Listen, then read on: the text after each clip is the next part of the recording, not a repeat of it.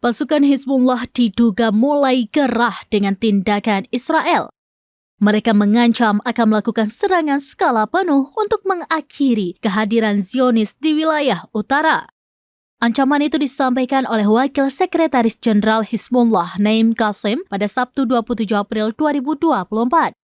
Menurutnya, perang skala penuh tidak akan membuat pendudukan di Israel Utara selamat. Sebaliknya, serangan itu akan mengakhiri kehadiran mereka di sana untuk selamanya. Pernyataan ini membalas ancaman dari Menteri Pertahanan Israel Yoav Gallant. Yoav sebelumnya menyebut jika Hizbullah tidak menghentikan serangan, maka IDF akan menyerang Lebanon. Pada saat yang sama, seorang pejabat senior militer Israel juga mengungkapkan hal yang sama. Menurutnya, mengintensifkan operasi Israel adalah satu-satunya cara untuk mengakhiri bentrokan dengan Hizbullah di perbatasan utara dengan Lebanon. Rezim Zionis disebutnya tidak bisa mengakhiri serangan saat ini. Pejabat itu menilai apabila serangan dihentikan saat ini akan berdampak ke seluruh wilayah.